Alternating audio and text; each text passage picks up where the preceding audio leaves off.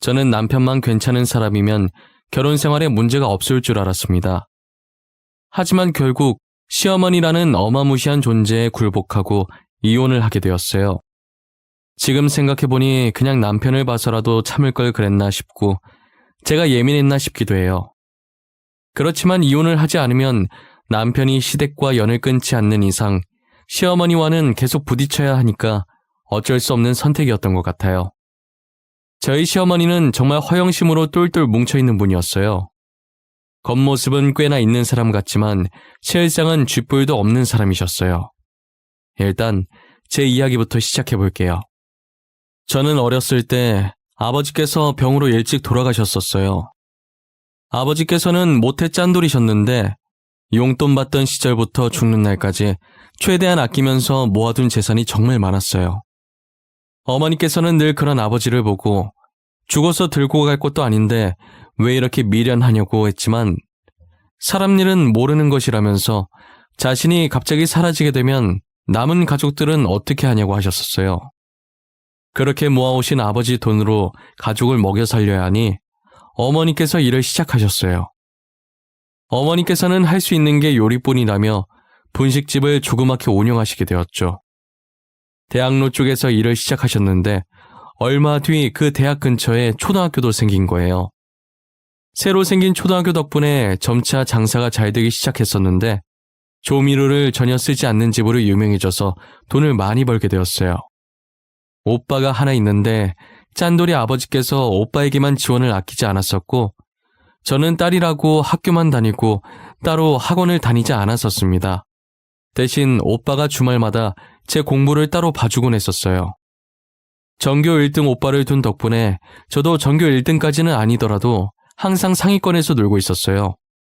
대학도 나름 알아주는 4년제에 입학을 하게 되었답니다. 어머니께서는 그런 제가 기특하다며 가게를 운영하시면서 아버지께서 못해줬던 것 이제라도 해주겠다며 등록금을 지원해 주셨어요. 저는 고등학생 때부터 패션에 관심이 많았어서 패션 디자인 학과를 나왔어요. 항상 저를 이쁘게 봐주셨던 교수님이 계셨는데 꼭 성공했으면 좋겠다는 인재라며 자신의 모든 인맥을 동원해서 제가 첫 발을 잘 내디딜 수 있게 해주셨어요. 현재는 주얼리를 전문적으로 하면서 가끔 옷들도 외주를 받고 있어요. 제가 평소에는 안 그런데 업무에 있어서는 완벽주의자라 되게 까다롭고 엄격하지만 그만큼 일처리가 깔끔하니 다른 기업들이 좋아해 주시고 외주가 많이 들어오는 편이었어요. 동기들은 조금만 관심 받아도 더 유명해지고 싶어서 인터뷰가 들어오면 무조건 하더라고요. 저는 동기들 중에 제가 제일 유명했지만 얼굴이 알려지는 걸 별로 좋아하지 않는 성격이라 인터뷰가 들어와도 항상 거절하기 바빴어요. 괜히 구설수에 올라가는 게 싫어서 다른 사람들과 친목도 잘하지 않았었어요.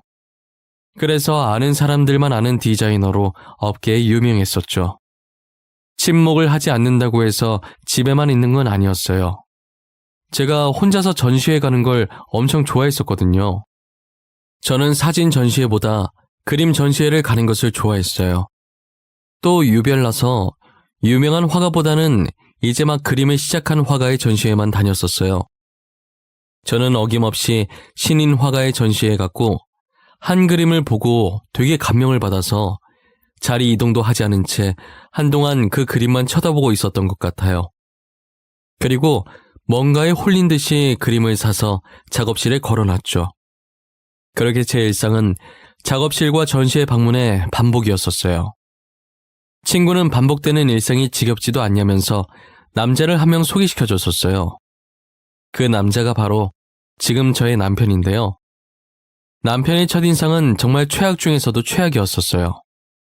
남편이 저랑 대화를 나누면서도 계속 따분하다는 표정으로 일관하더라고요. 저도 솔직히 좋아서 나온 건 아니어서 그냥 자리를 박차고 나가려다 친구가 소개해준 거니 친구 입장을 생각해서 분위기 망치지 않으려고 노력을 많이 했어요. 그런데 맞춰주려고 혼자 떠드는 저도 점점 지치기 시작하더라고요. 그때 갑자기 전시회가 생각이 났지 뭐예요? 전시회는 입 다물고 볼 수 있는 곳이기도 하고 제가 좋아하는 곳이잖아요. 그래서 근처에 전시하던데 갈 생각 있냐고 물어봤어요. 혹시 전시회 좋아하세요? 근처에 전시회 하는 것 같던데 갈 생각 있으세요? 안 가고 싶으면 안 가고 싶다고 말씀하셔도 돼요. 전시회요? 너무 좋죠. 평소에도 전시회 좋아하세요?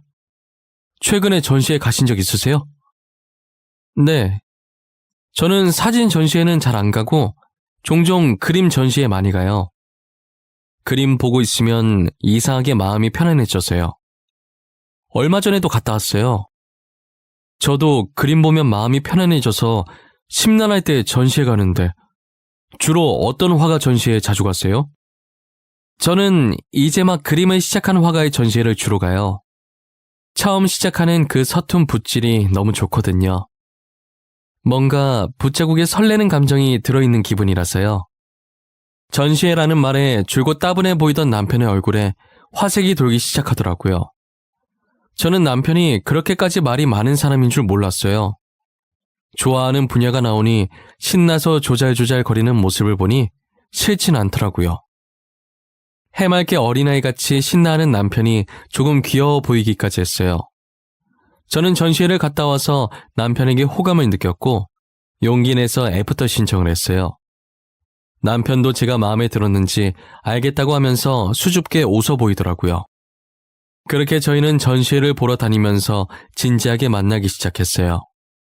4년 정도 만나니 취향도 취미도 비슷한 남편과 결혼을 하고 싶다는 생각이 들었어요. 그래서인지 제 작업실을 누군가에게 잘 안 보여주는데 남편에겐 보여주고 싶었죠. 그런데 남편이 작업실에 걸려있는 그림을 보고 놀라더라고요. 자기야, 이 그림 뭐야? 이게 왜 여기 있어? 자기가 이 그림 산 거야? 어떻게 이게 여기 있을 수가 있지? 그거? 자기랑 만나기 전에 혼자서 전시회 갔을 때 샀었어. 근데 그게 왜? 이쁘지 않아? 내가 저 그림을 딱 보는데 마음이 뭉클하다고 해야 하나? 이상한 감정이 들더라고.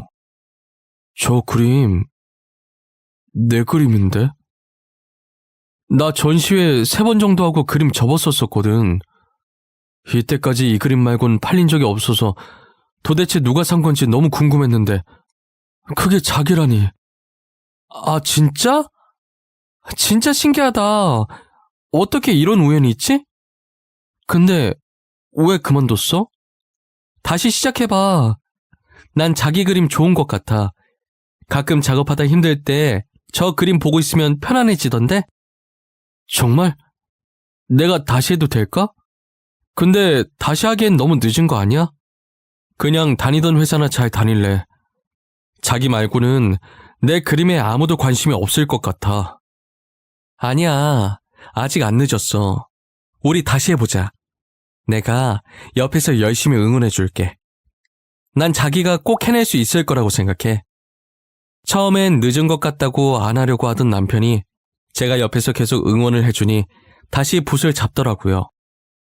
붓을 놓은 지 오래된 만큼 다시 시작하는 게 저희 생각보다 쉬운 건 아니었어요. 그래도 이번에 남편이 마음을 굳게 먹은 건지 끝까지 포기하지 않았어요.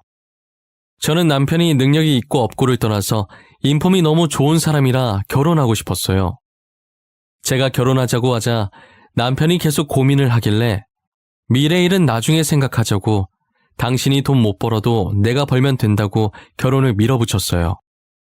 저는 인사를 드리러 과일 바구니와 한우 세트를 들고 남편의 집에 방문했어요. 제가 남편에게 주얼리 디자이너라고만 하고 구체적인 얘기는 하지 않았었거든요. 그래서인지 시어머니께서는 제 직업을 마음에 들어 하지 않으셨어요. 그래, 아들한테 얘기 많이 들었어.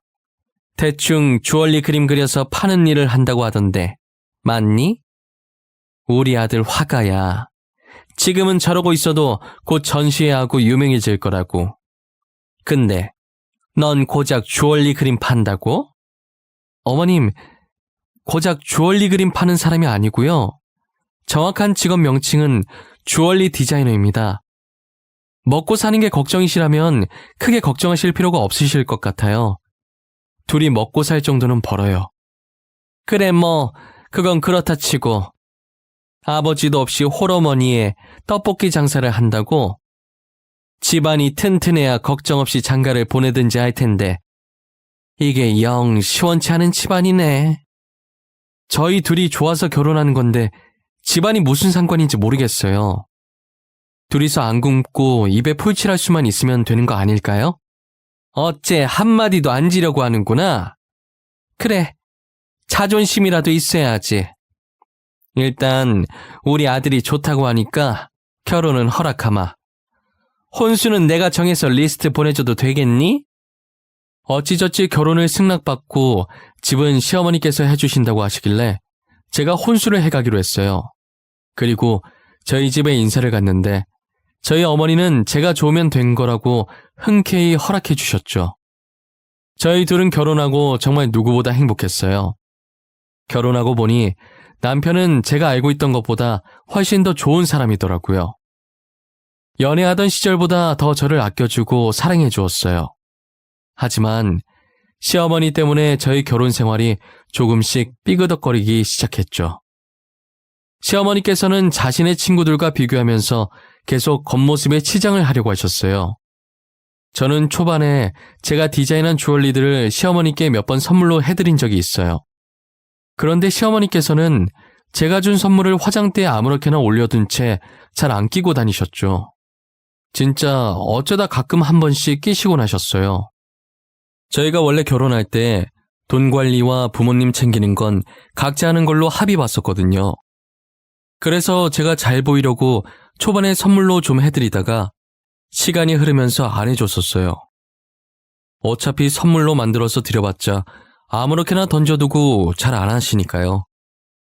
시어머니께서는 값비싼 제품을 알아서 잘 사고 다니시길래 본인 돈으로 사는 건가 했죠. 결혼할 때 집도 바로 해주신 분이니 당연히 돈이 많은 집안이라고 생각했어요. 그런데 남편이 갑자기 월급 받으면 주겠다고 하면서 제게 돈을 빌리는 거예요. 여보, 진짜 미안한데 내가 월급 받으면 바로 줄 수 있거든? 나 돈 조금만 빌려주면 안 될까?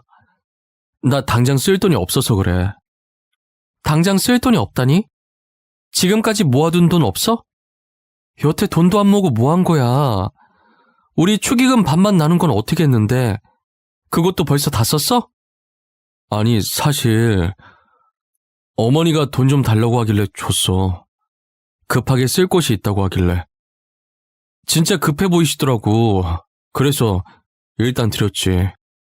뭐? 어머니가 그걸로 뭐 하신다고 하시던데. 급하게 어디다 쓰신다던데. 명품 사겠다고 저러는 거 아니야? 요즘 어머니 백화점을 자기 집 드나들 듯 하시던데.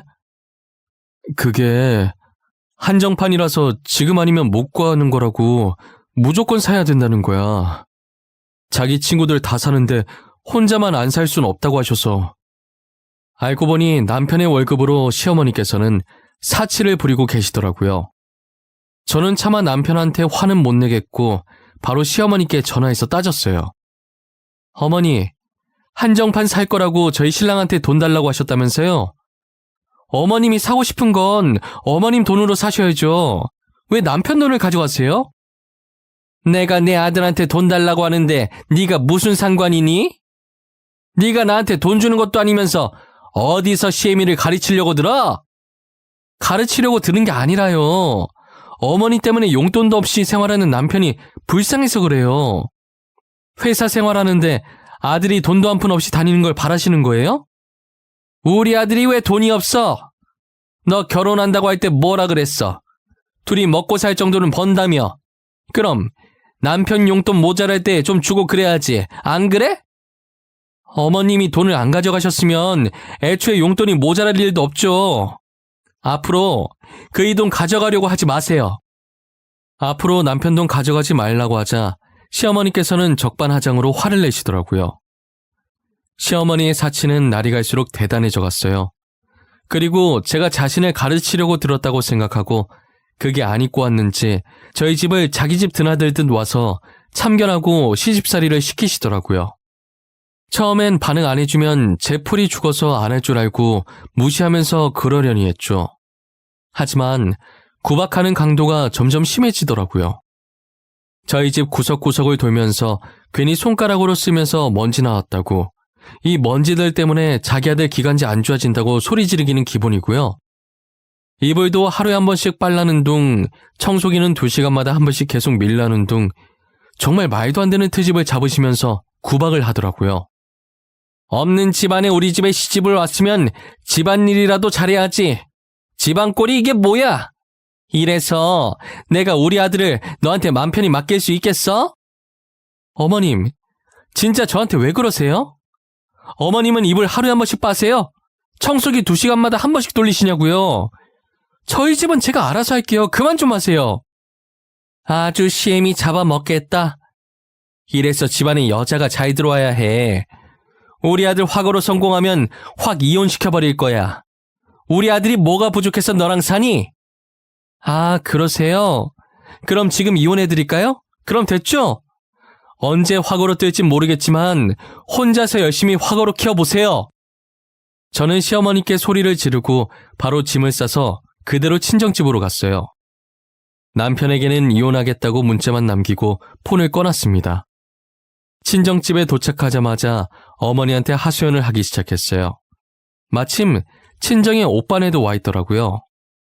엄마, 나 더 이상 못 살겠어. 이혼할 거야. 그런 줄 알아. 아니, 자기들이 있으면 얼마나 있는 집안이라고 저렇게 난리야? 왜? 무슨 일이야? 연서방이랑 싸웠어? 자기들 있는 집안이라고 무시해? 엄마 숨 넘어가기 전에 빨리 말해봐. 무슨 일인데? 아니, 어머님이 명품 사겠다고 남편이 모아둔 돈을 다 가져간 거야. 자기 돈으로 사지 왜 남편 돈으로 사냐고 한마디 했더니 별 트집을 다 잡으면서 구박하잖아. 뭐?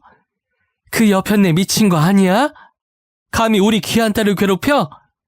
나도 아직 집안일을 안 시켜봤는데 자기가 뭐라고 구박을 해? 그래서 시어머니한테 소리 지르고 짐 싸서 나왔어. 아니, 엄마 떡볶이 장사하는 걸로 더럽게 뭐라 하더라니까? 지네는 잘나면 얼마나 잘났다고. 역시 내 동생. 칼 같은 건 알아줘야 한다니까. 아마 시어머니한테 소리 지르고 집 나온 며느리는 너밖에 없을 거다. 한창 친정에서 열내고 있는데 누군가 배를 누르더라고요. 어머니가 택배인 것 같다고 나갔는데 시어머니가 서 계셨어요. 사돈이 여긴 어쩐 일이세요? 더 이상 여기 올 일 없으신 걸로 알고 있는데 불난 집에 부채질 하러 오신 거면 그냥 돌아가 주시겠어요? 며느리가 누구 닮아서 그렇게 싸가지가 없나 했더니 사돈을 닮은 것 같네요. 이 집안은 가진 게 자존심밖에 없으신가 봐요. 사돈께서 얼마나 부자인지는 모르겠는데 아무리 있는 집 사람이라도 사람을 이렇게 무시하면 안 되는 거죠. 경우가 너무 없으시네요. 제가 시비를 걸려고 온 건 아니고요. 확실히 이혼을 하는 건지 확인하려고 왔습니다. 장차 유명한 화가가 될 저희 아들이랑 이혼을 하겠다고 하니 기가 차서요. 이혼 얘기를 해도 저희가 해야 하지 않나요? 이혼 얘기를 누가 하든 뭐가 중요한가요? 없는 집 사람이면 이혼 얘기도 먼저 못합니까? 잘 살든 못 살든 안 맞으면 이혼하는 거죠. 고작 귀걸이 목걸이 그림 그려서 파는 애가 우리 아들이랑 이혼한다니 너무 웃겨서 그러죠. 우리 아들이야 금방 재혼할 수 있겠지만 며느리는 데려간 남자가 저희 아들밖에 없지 않을까 하는 걱정스러운 마음에. 시어머니는 친정에 와서는 어머니께 으름장을 놓기 시작하더라고요. 원래 저희 새언니가 나서는 걸 별로 안 좋아하는데 가만히 듣고만 있다가 입을 떼더라고요. 저기 어른분들 말씀 중에 끼어들어서 정말 죄송하지만 지금 저희 아가씨가 끼고 있는 귀걸이가 얼마짜린지 아세요? 이거 아가씨가 직접 디자인한 귀걸이인데 뭐 귀걸이가 비싸봐야 5만 원 안쪽이지 않나? 금은방 가서 비싸봐야 50만 원이던데. 그리고 길거리에 저런 디자인 널리고 널린 것 같더만 뭘. 길거리 귀걸이랑 비교하시면 안 될 텐데. 아가씨가 디자인한 귀걸이들 기본 1,000만 원이에요. 지금 차고 있는 귀걸이는 다이아가 들어가 있어서 억 단위고요. 억? 저 조그마한 귀걸이가 억이라고? 내가 잘 모른다고 지금 거짓말 치는 거 아니야? 아가씨가 얼굴이 안 알려져서 그렇지 패션 디자인 업계에서는 꽤나 알아주는 사람이에요. 다들 아가씨 디자인 받으려고 줄 서는 거 모르시죠? 새언니는 표정 하나 안 바뀌고 침착하게 시어머니께 말을 이어나갔어요. 시어머니는 귀걸이 가격을 듣고 입을 있는 대로 벌려서 놀라시더라고요. 그리고 저희 어머님 떡볶이 장사하시는 걸로도 뭐라고 하셨다던데 장사한다고 못 사는 거 아니에요. 그 건물이 2층짜리 작은 건물이긴 해도 저희 어머님 건물이고 1층에 원룸 3개 있는 거 월세 받고 사세요. 새아가, 너는 집안이 잘 살면 잘 산다고 나한테 말을 해줬어야지. 제일 중요한 얘기를 빼면 어쩌자는 거야? 결혼은 둘이 좋아서 하는 건데 굳이 제 집안을 말할 필요가 있나요?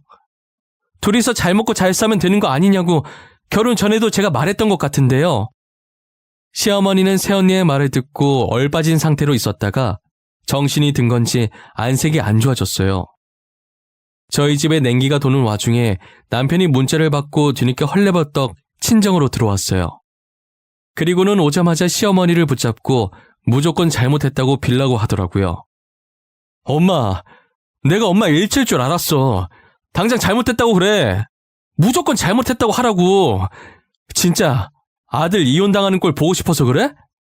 내가 하지 말라고 그랬잖아. 너 알았어?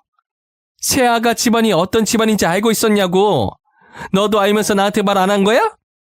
그게 무슨 소리야. 장모님 집안이 어떤 집안인데. 나 모르는데? 나 한 번도 집사람이랑 집안 얘기한 적 없어.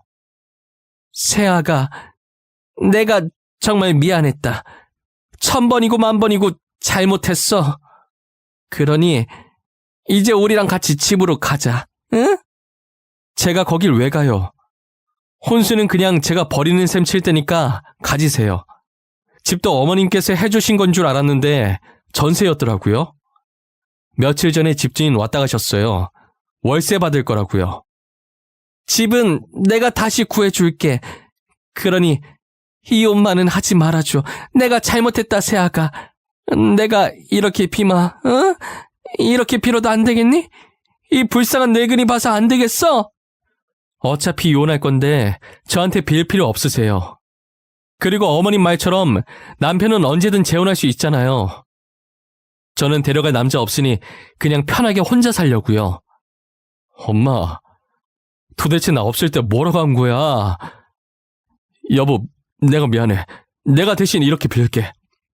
우리 이혼만은 하지 말자. 나 당신 없으면 못 살아. 어? 남편과 시어머니는 거의 울다시피 제 바짓가랑이를 붙잡고 빌었어요. 하지만 두 사람이 아무리 빌어도 저는 이미 이혼하기로 마음먹었어요. 제가 불편한 표정을 짓고 있는 걸 보고 오빠가 나서서 두 사람을 밖으로 내보냈어요. 그 뒤로도 몇 번 찾아왔지만 저는 이혼 서류를 보내는 걸로 대답을 했죠. 아무것도 몰랐던 남편에겐 너무 미안했지만 어쩔 수 없었어요. 저는 허영심만 가득 찬 시어머니를 버틸 자신이 없었거든요. 이제 저희 집안이 어떤지 알았으니 제게 어떻게든 뭐 하나라도 얻어내려고 하시겠죠. 상상만 했는데도 벌써 스트레스를 받을 지경이었어요. 최근 저는 남편과 합의 이혼했고 당분간은 일에만 집중하고 싶어요. 아예 한국 생활을 정리하고 가족들과 함께 해외로 뜰까도 생각을 하고 있습니다. 하지만 어머니께서 아직까지는 장사를 계속하고 싶다고 하셔서 잠시 보류하고 있어요. 어머니께서 제게 너무 미안해 하시길래 괜히 신경 쓰이게 했다고 저는 괜찮으니까 장사하고 싶을 때까지 하라고 말했어요. 지금 엄마 나이가 있으셔서 나중엔 하고 싶어도 못하게 되실 테니까요. 저는 엄마만 행복하시다면 그걸로 됐어요. 저의 이야기는 여기서 마치려고 합니다. 지금까지 저의 이야기를 들어주신 모든 분들에게 감사합니다. 올 겨울 사랑하는 가족들과 따뜻하게 보내시기 바랍니다.